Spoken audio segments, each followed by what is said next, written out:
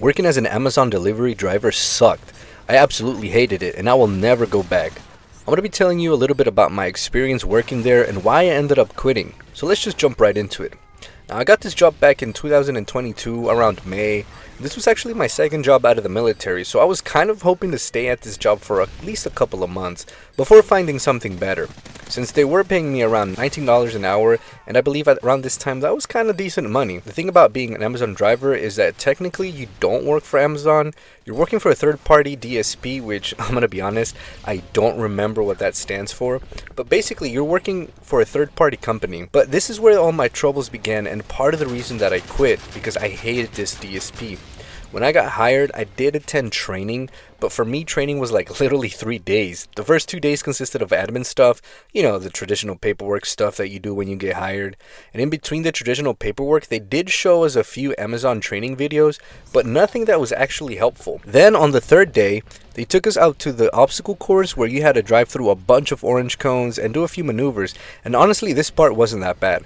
I got the hang of it right away, and even the instructor seemed impressed because I passed on my first drive. Honestly, I was just surprised that there were a lot of people who could not pass the driving portion, or they would take multiple days to pass, according to the instructor. Once I passed training, that was basically it. They scheduled me for my first shift only a few days later, and this was where I should have paid attention to the red flags. Now, normally, your first few shifts are supposed to be ride-alongs, meaning that you're in the truck as a passenger, and the driver that they set you up with is supposed to train you on how to do your job. Essentially. Now, this is something we called on-the-job training, but for some reason, my shifts were never set up as ride-alongs. These infidels literally scheduled me solo on my first day, and every day after that, actually.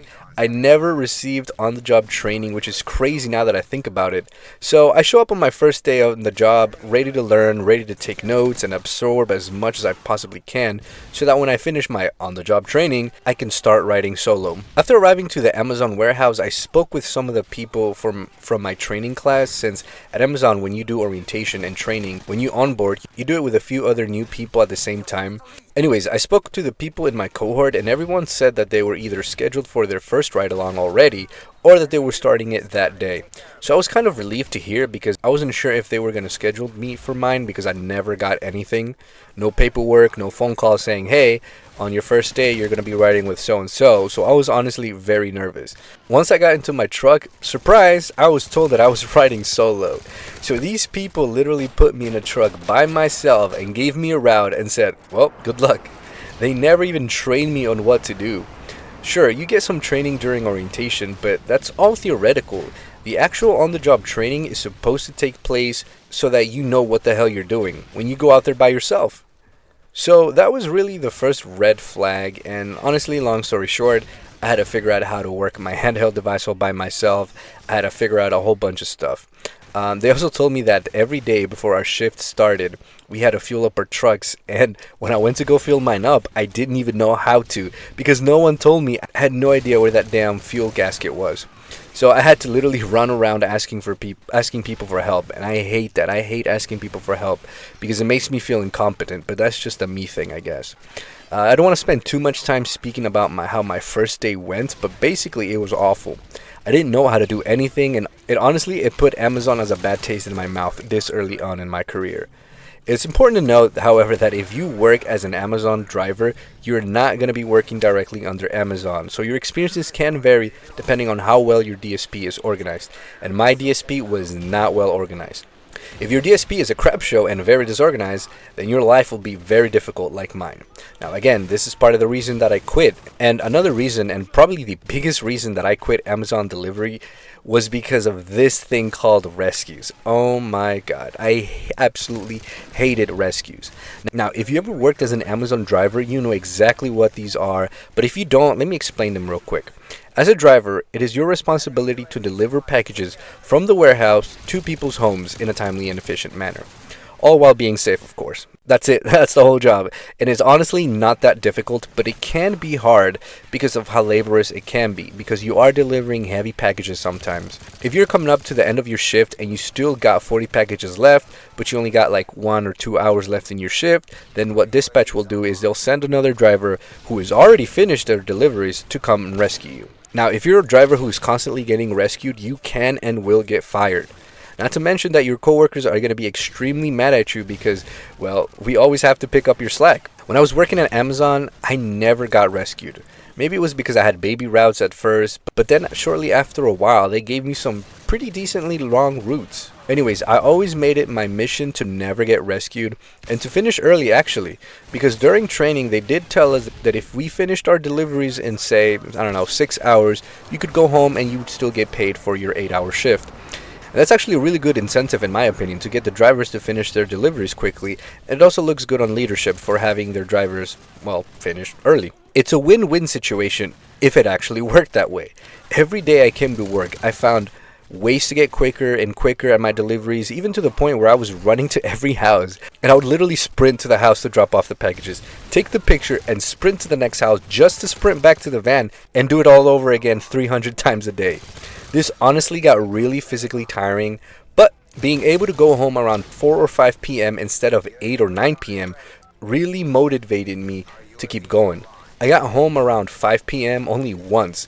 Every day after that, as soon as I got finished early, they would tell me to go rescue someone. After a while, I started noticing a pattern that no matter how fast I got my deliveries done, and as soon as I told dispatch that I was finished and was ready to go back to the warehouse, they would tell me to go rescue someone else. Now, you mean to tell me that I just sprinted for a whole 6 to 7 hours in hot ass weather and sometimes in rain, because I live in Florida, and if you didn't know anything about Florida weather, it gets really hot and humid during the summer, and it also constantly rains. So I skipped out on lunch breaks because, again, I was trying to find out ways to cut my delivery times.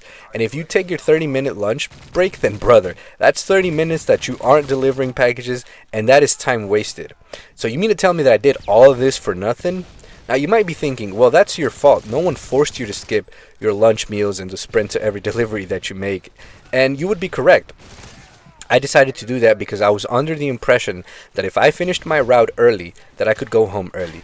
But that never happened. Every time they would send me to go rescue someone, and honestly, that got really tiring because I was putting in all this effort into my deliveries and I kept getting screwed over by someone else who maybe wasn't putting that much effort into their deliveries, so now they need someone to go rescue them. And it wasn't the same person every time.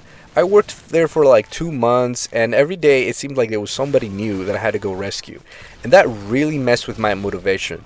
Eventually, I started taking my time during deliveries, and I would take multiple breaks, but then that meant that I was finishing work around 7 p.m. So I would work longer shifts, and eventually I started calling out because I didn't even want to show up for my shifts. And it was all because of the fact that no matter what I did, I felt like I was getting screwed. If I was fast with my deliveries, I had to go rescue somebody every day, and instead of getting out at 4 or 5 p.m., I would get home around 7 or 8. And if I took my time, I would still finish the day by around 7 or 8. But now I had the manager up my butt saying that I had to work faster so that I can finish faster, because it looks bad if I finish my day that late every day. So it's honestly a lose-lose situation. Ultimately, this was the deciding factor for me to quit because I wasn't going to stay at a job where I felt like no matter what I did, I was screwed.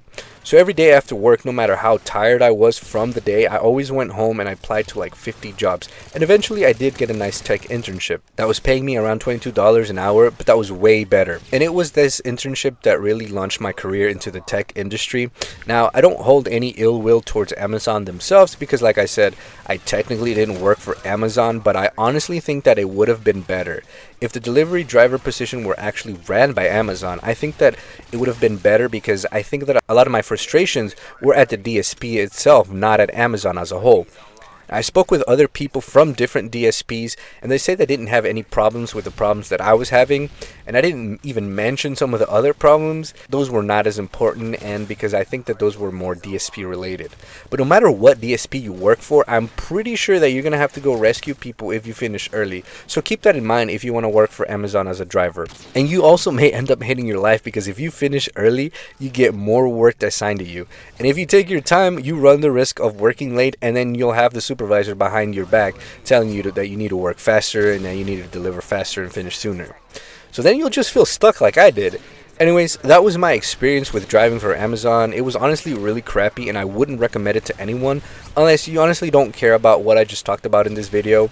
And honestly, you might be better off doing Amazon Flex, but I could be wrong. I've actually never done Amazon Flex. I know my sister has, and she mentioned that it was pretty chill. Let me know in the comments down below if you've ever worked for Amazon as a driver or at the warehouse. I would love to hear your experiences, and if you currently work there, how are you liking it? Also, if you think you want to work for Amazon as a driver, just be cautious and look for those red flags that I mentioned, and once you've identified them, either just leave or work towards getting something better.